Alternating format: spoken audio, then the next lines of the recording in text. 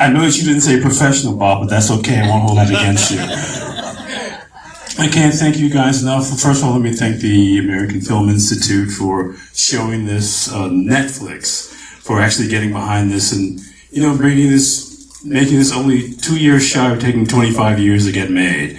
I found something to do in the intervening time while I was trying to get it made, but I've never felt better about any moment than I have about this moment right now.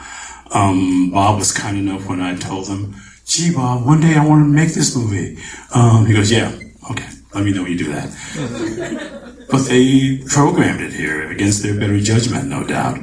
So, I just want to say this, that so often black culture in this country is looked at in reductive terms or binary terms. And I wanted to make this movie to tell this story, to say that there's so much more to it.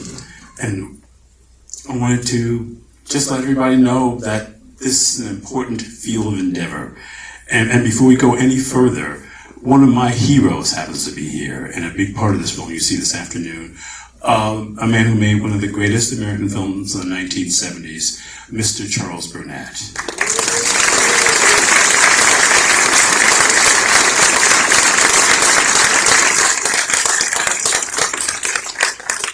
Enough of this. I have to go see how bad the Detroit Lions are losing today. I'll see you all in about 2 hours and 15 minutes, so you might want to send out for blankets and coffee. I hope you enjoy the film. I love you all. This is the best day of my life. Thank you so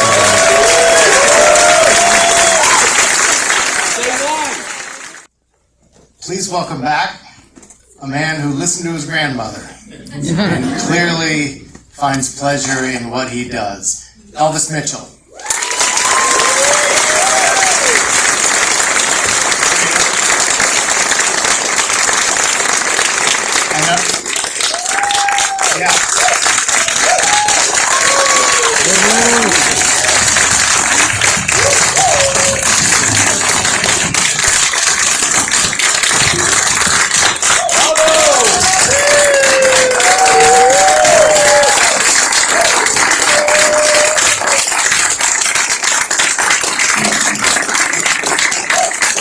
Okay, we're going to start the movie now, so you might want to quiet down. We also have a special moderator for this conversation. He is one of the great storytellers of our day. He's an executive producer on this film, and he's a great friend of the AFI, David Fincher. Thank you.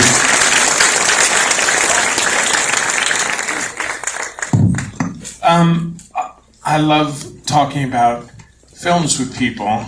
I just love the interaction of it and what you get from someone else's perspective. And I really like talking to people who love movies. But I especially like talking to people who are really fucking smart and love movies. So this is an honor. Our chairs are flipped. normally Yeah, not log rolling. Normally it's you sweating on the side of the chair. Yeah. Well, I don't think you should sweat. Angus and Kiara, thank you, and everyone at Make Terry, Justin, the DP, thank you guys so much.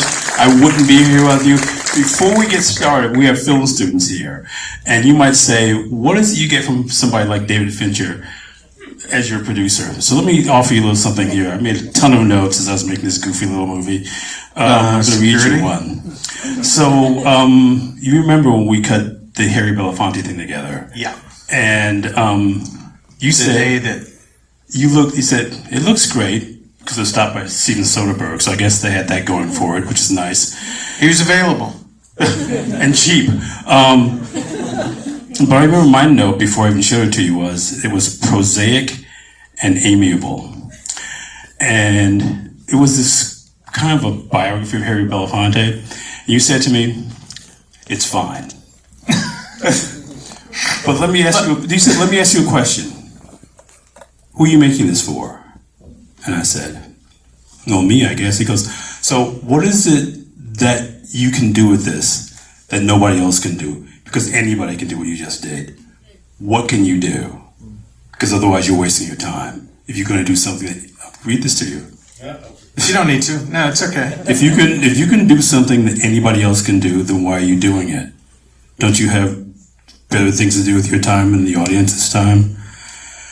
And so after being shut down by that for about 2 weeks, I just said, what can I do with this that nobody else would do? And I remembered what it was I wanted him for in the first place, which is that voice, which was when he was 30, he sounded like he was 50. So when he's 94, he sounds like he's 50. It's like he's passed through some kind of time warp. The things that he had to say about who he was, and that's what I wanted to get into. And then also this thing too that I always think about in making this was I wanted to have this thing, and we talked about this too, where every 5 minutes you kind of go, what? Yeah, it's there every 3 minutes. But I mean, I just wanted to say that and embarrass you in front of the world because it really gave me something on which to focus and to remind myself that I couldn't do everything. You said everybody shoots stuff that you love that you can't use. That's not what's important. You have to be ruthless. Well, you were, and I think one of the first things I would like to ask you about is especially the Sidney. Well, number one, your grandmother is like distilled what I think is the most amazing thing about what movies do is that they do infect your subconscious. They become, you know, they go there to wait, and they come out when you're not prepared, and they inform us so much. And she must have been kind of amazing. I mean, she's got two of the best quotes in the whole film. Yes, as far as I'm concerned, she should have gotten a co-writing credit on the film. But it's this thing that informed the way I look at everything, but it was just common sense. Because finally, she just thought movies were like nonsense. A grown person goes to the movies. So I'm glad she's not around to see me now. But she just sort of said, and she was old enough to, like, I guess a teenager, to have seen that movie and realized that she was dreaming that why are all these white people in my dreams? And it just became this thing that everything I've looked at, everything I've written about, every thought I've had has been what's not there, which is what any critical thinker does, you know, and it's not something I'd ever really defined in that way until I started to do this, but just to ask that, and again too, in making of this, what's not there, what hasn't been said, and it's really informed my sensibility to the extent that I have one. Originally, you wanted to do this as a book, and I'm assuming there's nobody here from Tashin or anything. What the fuck happened? Why didn't somebody say yes to this? And there's still time. Well, I'll remind you, when we sat down before we went to our meeting, you said, oh, I don't know why we're going to make this. It's about a bunch of black people. Let's go do it. And the people who weren't publishing the book, I think, felt different about it. I always thought it would like fit on the shelf next to Pictures of the Revolution and Easy Riders, Raging Bull, and these movies that took a look at a period and offered some insight about this. And I just thought this hadn't been done before, so I thought it was a slam dunk. And of course, then with an introduction by Toni Morrison, I thought, well, you can't possibly say no to that. And clearly I was mistaken. But I feel like in doing this, I got to do this thing that I think actually makes it so much more expansive. I don't have to try to describe what the movie is. No. Your eye can go where you want your eye to go, and you can hear it and experience it. And we also tried to pick clips that weren't the most obvious clips, because this thing I really wanted this movie to epitomize is and we've talked about this, when you see these collections of the greatest film clips of all time and the greatest scenes ever made, I would ask myself, why isn't Billy D. Williams leaning into the frame? You see his fingernails gleam. You see the manicure on his fingernails just sparkle like diamonds before he says a line. And there's so much tension. Great intro. And yes. And why wouldn't that scene ever be in any clip reel? Or that foot chase from Superfly, which is astonishing. Yeah. I mean, in that foot chase, I asked Jim Signorelli, because you can tell it was a one take, because he wears a suede suit that he never wears again for the rest of the movie. And they go, oh, we trashed that suit, and we borrowed it. We had to give it back to somebody. I pity the poor PA who had to explain to that guy why he trashed his $1,000 suede suit, which could stand up by itself. But it's a single take. And you can see, especially in the movie, you can see Ron O'Neill's hands shaking with adrenaline as he's pulling himself up on the fire escape. And I'd ask you, because Angus brought this up to me. He said, I figured David must have seen that scene when he was doing the foot chase for Seven. You said, it clearly is filed away in there somewhere. Yeah, well, I don't remember it, but yeah, I mean, I don't remember it specifically beat for beat, but I do. I remember the movie, and it's interesting because I wanted to. You know, Blaxploitation as a moniker, as a label, is such a you know, it's so demeaning.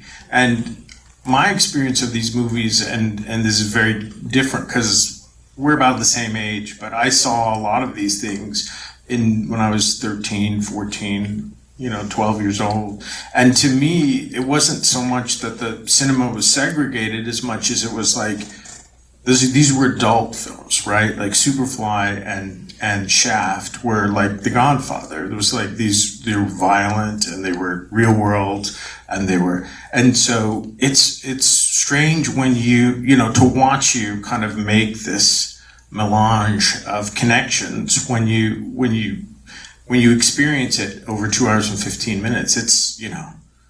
It's fantastic. It's funny you say it, because weirdly, growing up in Detroit, it was segregated because those movies all played downtown, where there'd be some 14-year-old at booth so I could get in. Where in the suburbs, with like armed guards circling The Godfather, checking everybody's ID, you could walk in with an adult, and it felt like this very different experience to me. It was like traversing from two different worlds to go from Superfly to The Godfather, and because those movies didn't play in Detroit, in the city proper, and so I did feel this kind of peculiar segregation. That was my experience. Yeah, and it's just so beautifully articulated here, and it was not something that occurred to me because to me it was just R-rated. Like that was the glass ceiling. You didn't have a thing where like the black action films, whatever, played in downtown, and you saw them there. Well, again, growing up in Marin County, it was like, no, you didn't have that. You didn't have, and a lot of the stuff I saw on television, a lot of the stuff I saw, a couple of years after it came out. Coffee, I didn't see till it was on TV. I'm sorry. No, I don't think I was ready to go through puberty when so I wasn't ready for it. But I'm still not ready for it. Yeah. It's just, I still can't believe I'm sitting here talking about having made this thing. It still feels like I expect that my grandmother to throw cold water in my face and tell me to go pull the eggs out of the chicken coop. Well, it's only been 2 years, right? If we started shooting, oh my God, no. November? It was, I remember this vividly, 2019, the day Diane Carroll died. We were driving to the set, to Harry's house to shoot. And I mentioned to Stephen, he goes, oh, what do you think he's going to do? I went, I don't know, but let's see what happens. And Harry opens the door and he goes, you heard about Diane? I go, yeah. And Diane Carroll, somebody who I met years ago, was, let me know when you're ready to go, and I'm there. And I was counting on that. And so it came out of nowhere. This whole thing started with a list of people that had to be documented, and the list was almost 100 names. Like it was, and one by one over the last 2 years, it's gotten so much shorter, and It also got shorter too, just because when we started shooting, because remember we were supposed to start May of 2020, and something happened. Maybe May CNN or something. I don't know if you guys know about it, but we lost 10 months. At which point you get people in their mid to late 80s going, "Yeah, I like you, but I don't think I want to risk my life to be in your little documentary." Yeah, good luck with that. Exactly. So that ended up foreshortening things too, but we certainly got the people we need to get. I think, and I'm not. Well, and it was again in terms of the thing about documentaries is that it is so much there's cause and effect. There's a reaction there's the material that you collect, and then there's a reaction to that material, and then there's more insight and more discussion about it. And blessedly, from my standpoint, being able to see this thing in 2-month and 3-month advancements, and not having to be there every single day, getting lost in we took a second and a half out of that. I can't tell. Like when you see something every 3 or 4 months, it's, the progress was arresting, and it's very, I don't think anyone could have described what this became 2 years ago or 2.5 years ago. You know what I mean? And I think that's a great compliment, because it is, you you somehow sorted a very large bowl of spaghetti into parallel. It was extremely entwined, and you're, I don't know that you know this, or I'm sure you know this, but it doesn't affect you. But you can move through this stuff so quickly, and you know it so specifically, that there are a lot of times when we would talk about it and everybody would just be sort of going, I'm not sure we can get all that into a 2-hour movie, the blank stares that we were met with. But anyway. I'm still shocked that we got to make it this length. And thank you, Lisa, if you guys are here. Absolutely, yeah. We'd show them this thing in increments, and this feels like it's going to be long, and then they would say, let it be the length it needs to be. Which I'm sure they came to regret. But as they were seeing pieces of it, they were responding really well to it. And anyone who thinks that Netflix is just about their bottom line, let me just put a pin in that, because they called us back. Oh my God, yes, and that they have so much faith in this movie that's coming out on November 11th. So when you're tired of seeing Wakanda Forever after the 10th time, take a look at this, because it'll still be around. I want to talk a little bit about. I love the. It's a town in the South where there are no black people. What do you think happened to them? How terrified were you? The first thing I thought was, I'm 6. Why are you doing this to me? Do I really need this? But she always treated me as an adult. She never. She was really great to me that way. She always talked to me like, if you can't figure this out, I'm not going to explain it to you. But that question, and that question phrased in that way, is spectacular. It really did make me ask that question. I think it really prepared me for a life as an observer of culture. Just because, especially as a person of color, you're constantly asking yourself. That clip from The Godfather, and certainly we're meant to judge those people for talking like that. But it made me think, okay. And there's a constancy to that. And it also made me to think about things like dealing with the word representation, which, like Blaxploitation, becomes a loaded word. And people think, well, how do I respond to this? So how best to sort of phrase that? And one of the ways we dealt with this, and this is Doyle, one of the terrific editors on this, was having people talk about Westerns. So if you're a black person with family in the South, you've seen people on horses. And what does that connote? Some control of your destiny. You can literally control the direction in which you're going. So to have people of color talk about that and that absence, that's saying something, I think, in a sotto voce way. That's amazing. Tell me about Sidney and Harry, because this is an incredibly long friendship, and the notion that Harry is kind of saying, yeah, I turned that down. That's a difficult thing for actors to hear, right? Oh yeah, I read that script, I didn't like it. But they continued to be, they continued to sort of slingshot each other. The way that they collaborated, and the way and they occupied this incredibly similar space. They were beautiful, amazing movie actors who apparently with specific choices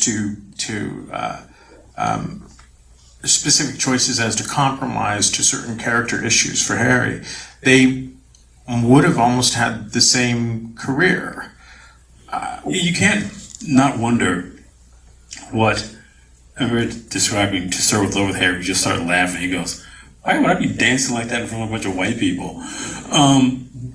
But I wanted to sort of, that's why, because we also get the question about how to deal with Sidney in this, and I asked myself, back to your point, what can I say about him that hasn't been said before? Sure, yeah. And I just finally came upon, I remember that conversation because it was the LA Film Festival, and his daughter Sidney said, "You remember my dad?" I went, "Yes, I met your dad. You should come say hi to him. You should do your radio show." Okay, make that happen. And we walk over, he goes, "Oh, I know this young man." No, no, no, no, no. And then we're saying, she comes back an hour later, you guys are still talking? Why don't you just get in the car and drive to Santa Monica and record it? He goes, no, not with this young man. Then he talked to me for another half hour.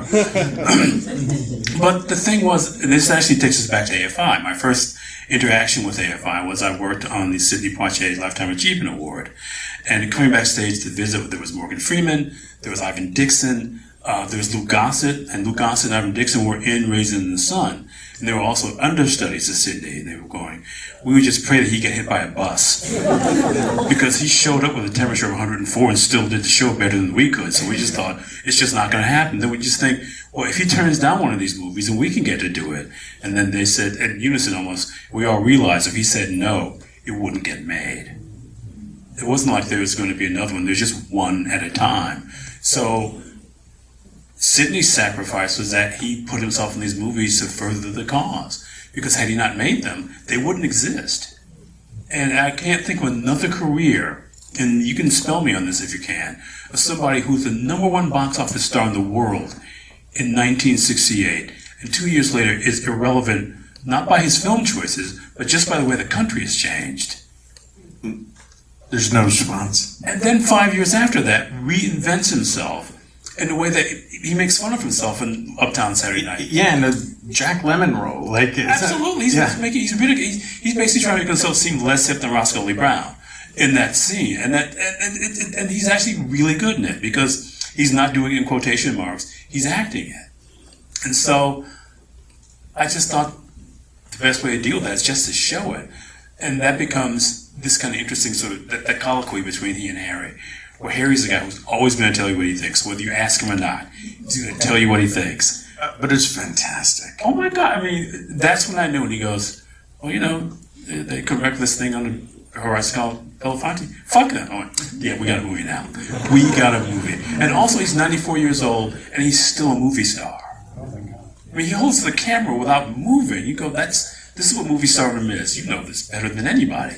So I can sit there in his house. There's normal people. And there's movie stars, and you can spot them from about 600 miles away. Oh, you can feel it in the room. I mean, when he started to talk, when the camera came on, and his affect just changed ever so slightly. You know how this works. And that looking at the camera, oh, that's what he knows what the camera's doing. And you can see it in some choices, like you see in Island in the Sun. He chooses the suits that don't fit. Because in the movies in the 50s, even janitors looked like their clothes were tailored for them. And he chose a suit that was 2 sizes too big on him, so you would understand who that character was. That was all him. I mean, that's him understanding what this stuff is. Fantastic.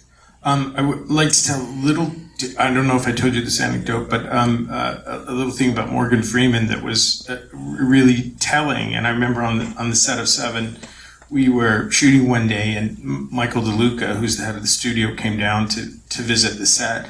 And he was, you've got to introduce me to Morgan Freeman. You've got to introduce me to Morgan Freeman. And I was like, of course.